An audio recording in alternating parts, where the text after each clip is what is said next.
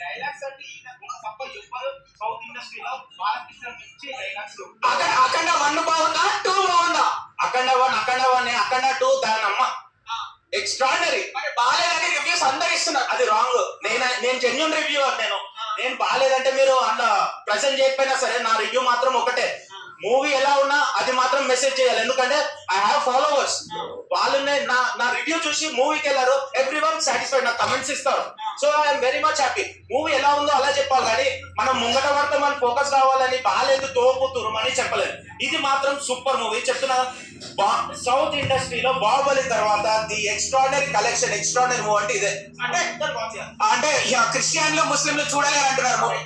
క్రిస్టియన్లు, ముస్లింలు, హిందువులు అందరూ యాక్చువల్లీ సనాతన ధర్మం అంటే నేను ముందు అనుకున్నా హిందూయిజం అనుకున్నా, కానీ very much close to Hinduism. అంతేగాని it relates to every religion.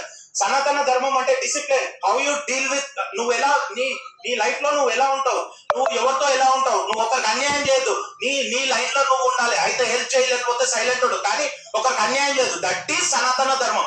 అది no way related to any religion. So ఈ మూవీ గిట్ట రిలీజన్ కి రిలేటెడ్ కాదు. అందరూ ఎంజాయ్ చేయొచ్చు. తెలియని వాళ్ళకి తెలుస్తుంది, తెలిసిన వాళ్ళకి ఇంకా అసలు ఇది మూవీ కాదు, ఒక టెంపుల్ కి పోయిన ఫీలింగ్. బీజేపీ పార్టీకి సపోర్ట్ గా ఈ సినిమా తీశారని అంటున్నారు.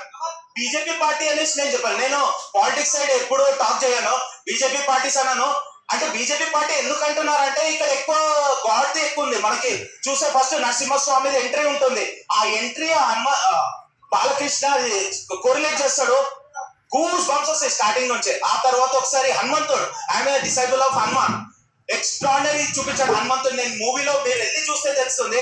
అండ్ లాస్ట్ లో శివుంది అయితే ఒక్క విషయం చాలా టీయర్స్ వచ్చేసాయి. అమ్మ ప్రేమ కంటే అంటారు కదా, కన్న ప్రేమ కంటే ఏది ఎక్కువ కాదని దేవుడు కుద్దు దిగి మరీ వచ్చి ఈ మూవీలో అమ్మ గురించి వస్తాడు. అదైతే అసలు ఎక్స్పెక్ట్ చేయని ట్విస్ట్. Thank you.